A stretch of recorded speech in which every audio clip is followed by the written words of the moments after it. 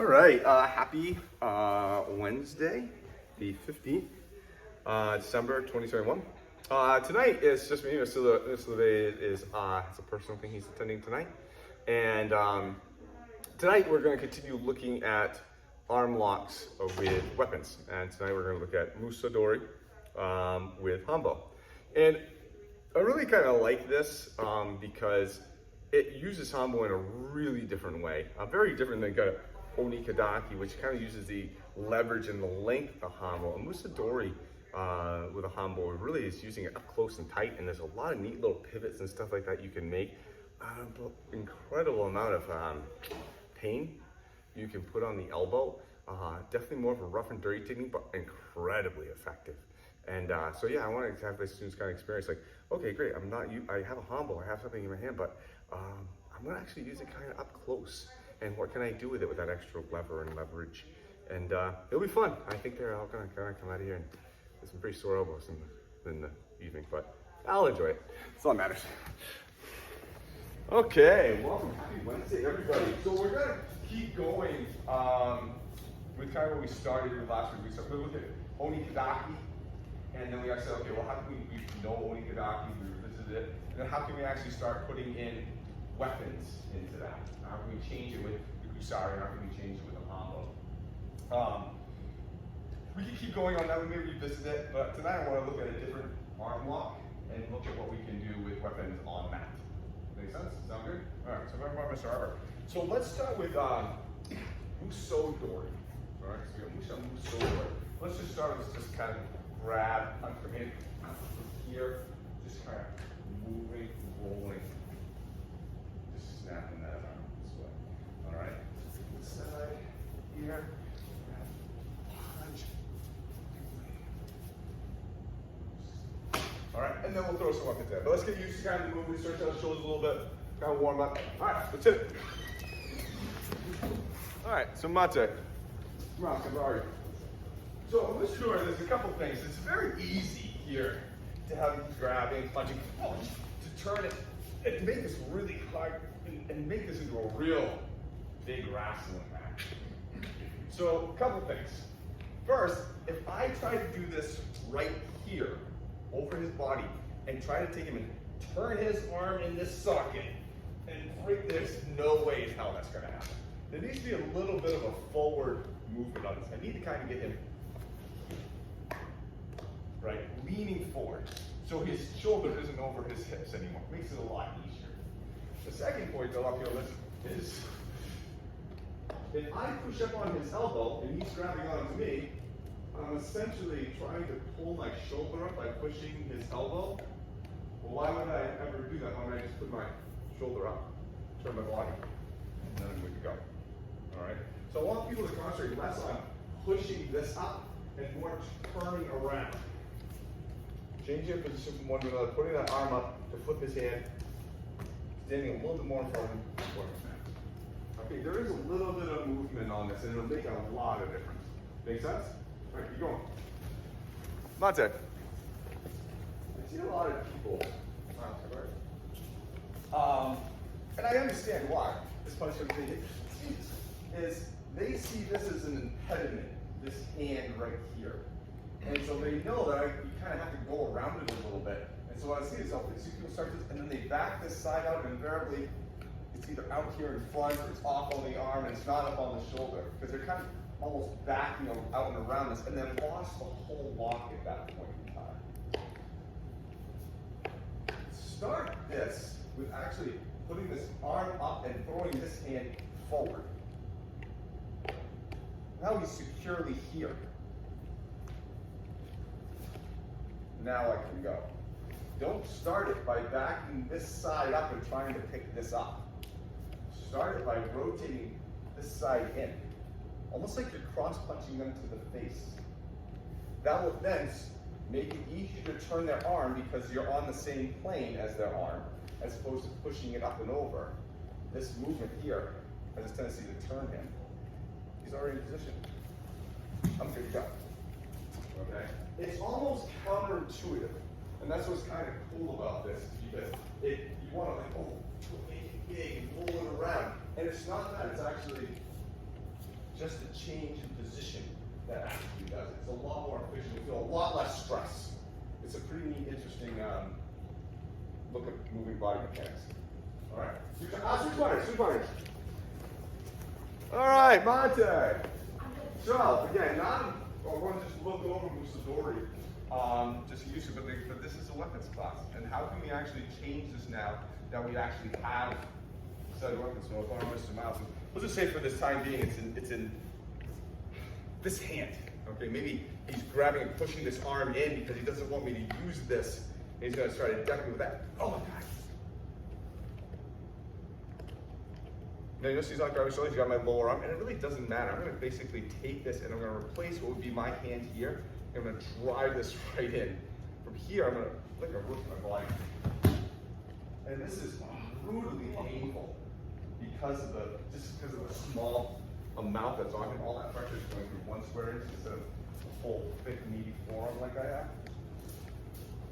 Oh, thanks for not laughing at that. Here.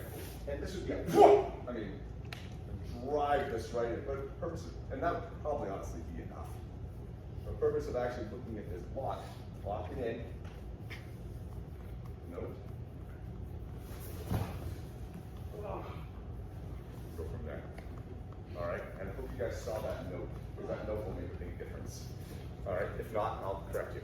All right, so everyone grab a Hanbo, let's give it a shot. Okay, Mata. Let's chat about this for a second, Akabari. So, this is one of the ones where typically when we have this, distance, we're going to use that distance, use that extra 3 feet. Even on the Oni Kadaki, we use it for the leverage. This one, I clamp it in a little bit to make it a little bit more painful. I actually focus on more of the material that I have in my hand versus the actual length. Not saying we can't do it with the actual length, we'll look at that in a second, but in this instance, I'm really looking at using the material to cause a little bit of excess pain and give me a little bit extra leverage. So as this is coming here, I'm driving this in kind of underneath his elbow. I can actually get my hand under here too. So I actually have my hand like under the bottom side of his elbow to get a nice feel of where his elbow really totally is. I got thumbs going right in there. So I'm not wondering. I know right where his elbow is because I'm fitting it. My hand kind of right in there. I'm clamping down on this, holding it in and down into this knuckle. So I actually got a pretty good grip. From here, what I'm doing is I'm pulling this lever down this way as I pick up this arm and I switch my feet while I'm maintaining that pressure the whole time. Because there's a lot of potential of this just turning like this. And if it turns like that, I've lost everything, unless I can redouble down and clam back onto a forearm. But the saving grace is, I have this right next to his face in a half a heartbeat. But if I'm really determined, show me here. I'm reefing on the inside of Matt's arm right now, and the outside of this left forearm driving into his bicep. I'm hyperextending with this arm coming up. So basically, what I'm kind of doing is if I took the vertical plane out of it, I'm breaking Matt's arm this way. That's the start, all right? From there, I actually then just change the planes and come right down. All right, so I'm doing this kind of mean because of this ability of this really to kind of flow around. Okay, so anyone feel? Sure, go ahead. So it's a very small controlled arm. Yes, yes. It's not a big movement. No, I'm not doing this Small big control. because I'm really not. It's not really doing anything. Yeah. Really, I could do some fun. Yeah, yes, way too much room to work at this point in time. No, this is in here, in here, in here. Yeah. Okay. You can feel it. I mean, this part of my arm is driving into the bicep. This knuckle stuff is here, and this clamp is pulling right in the back of his elbow, and I'm pulling him out this way. He's already wanting to go that way. I pick up this arm, I pull down this lever, and just change it. All right? And again, even if you've had this thought, wonderful. But I'm not being cute on this. I'm not being cute on this. I'm not trying to be, Oh, for shit. He's out of there. He's out of there in 2 seconds. This is here. This is. Oh, yeah. Oh, yeah, no, there's zero cuteness about this at all. This adds not just leverage, it adds a boatload of pain. Use it. Okay? Go for it. Have fun. So one more little bit of extra detail. Little detail that's my farmer's achiever and shiny new black hole. I mentioned these guys, I mentioned everybody. So there's compression on his elbow coming up between these two hands this way. Up and down on this plane. You see that? But then I'm also pulling in on this and creating compression this way. So I got this compression and this compression. So I'm attacking his arm here and here. This one coming in and these two coming close. And in that, his arm has no place to really kind of go for relief. So this is coming up, down, and up. Exactly. Now he wants to go this way. So I just rearrange and pull. So again, it's here and here. There's compression coming from 4 different angles on this. Use it. All right? It'll make a difference. How's everybody's elbows doing? Get warmed up now? Whew. Good times. So, because of this ability to slip and slide a little bit, we got to be cognizant that that could happen. Maybe it's just the material or whatever. Maybe I didn't quite get the purchase on it that I wanted, or they're really widely, or the angling was a little bit off and weird. There's some things that we can do to bail us out. So come out there. So it's fine here. You can get here. This is kind of going. And I realize, oh, it's not quite right. He's really adjusting. Something like that.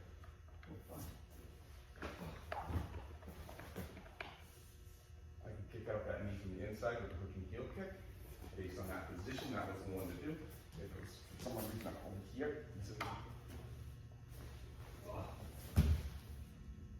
pick up like that way, right? Because they're still winding, they still need that base. They need that base to wind up to come back at me. That makes sense? And knowing that they need that base,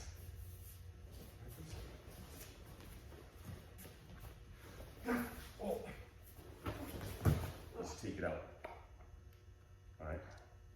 Then from here, there's some other fun things we'll look at in a second. All right. Just bashing the head of the pipe. All right. So we're going to go halfway around, and it's going to be a little messier. We're going to keep it a little looser, and we're going to look at 1 of 2 things. A, I'm over here, and I'm going to just do a hooky heel kick to the inside of his leg, break him down this way, as I can do my rotation. Okay. Or if I happen to be a little bit more out, and I can reach, popping that leg out. Be nice, be gentle. They still have their arm wrapped up in a stick, and you're still taking the base out. It's not the most graceful way to go down, but give it a run. Okay? Good. Okay, Monte, we're looking good. We're going to go through a couple variations tonight with this, just to expose you to them. We'll explore these more on Saturday. Mr. Cheever. We've been looking at this situation. I'm here. You know, I'm here. Maybe this is even a cane or something like that where he knows this thing, so that's why he's grabbing his arm just to kind of hold that in so I can't strike him with it. And, you know, as you know, I have these other tricks up my sleeve. Maybe he doesn't do that. Maybe I just happen to be here and he does grab me with that side and he comes in like, well, obviously, because this is out in the open, there's a lot of other things I can do. I don't have this arm pinned. And why would I go after this arm? You know, when I got this thing right close to his face. But it doesn't mean it can't be done. It doesn't mean that for some odd reason I fall into, you know, I get more scared. He comes over like, oh my God, whoa, yeah. And I find myself here, cross-handed. Now, because of the cross-handedness, I can't pull my legs out because, I can, but he's gonna come around me a lot more. This is more of an up and down thing, right into my knee, right into my knee. Yeah. It's snug because I get to have the same pressure points here. All right. And I'm going to do the same thing, except for this time, I'm not going to back out. I'm just going to turn and face him. And I'm pull. Yeah, this is not cool because I actually now also have a hyperextension pressure in this shoulder and this, so I have a little more pressure on the shoulder. This obviously would be a lot of knees, and I would actually probably pull directly into my knee. Then I would step out and snap this up.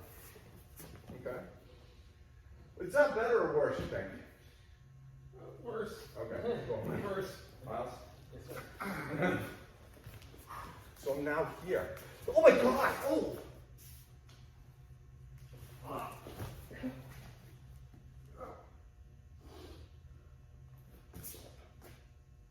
Alright, if he lets go, fine. Something's some position.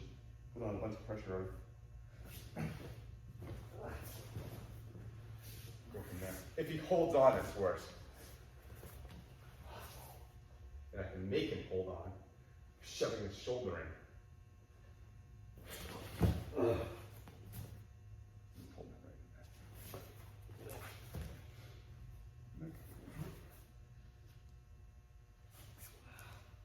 Feel that hyperextension with that? Yes, sir.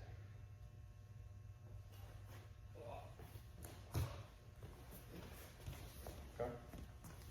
Be nice to each other. Go ahead, have fun. So let me just go. The reason I'm showing this version is because I'm really not showing it as like this is a way to do this.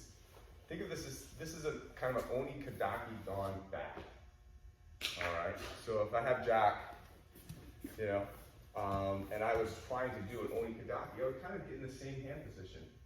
Punch down on this, I'd turn this around, and boom, I'd be good to go. That's probably the more favorable thing for me to do, honestly.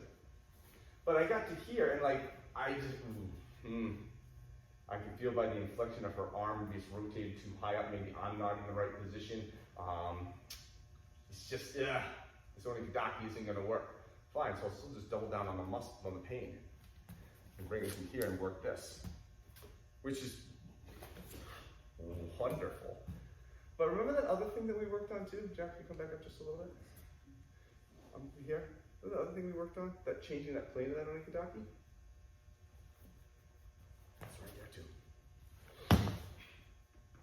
Okay? So play with that version if you want, if you remember that from last week. Here. Oh man, it's always crushing that. Oh, what if I just...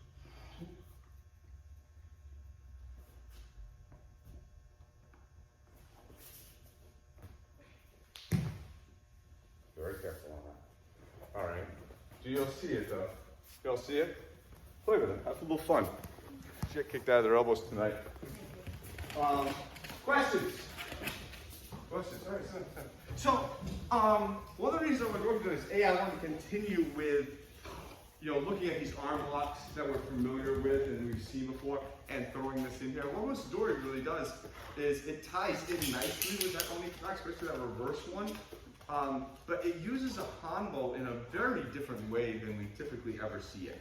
Typically we're using that for distance, to use that we're really not ever using it up close as kind of a weapon of pain or changing the radius or adding that extra angle that we use. You just relax for a second. Lay down. Lay down. Go away. Good job, good job. All right. So I wanted to look at this just because it really is an interesting way to use Hanbo, kind of like really tight. We can put it into that neck, we can kind of get out of there. Not your typical way that we'd actually use that weapon, and that's one of the reasons I want to kind of explore it that way tonight. Questions? I think you see it can invoke a lot of pain.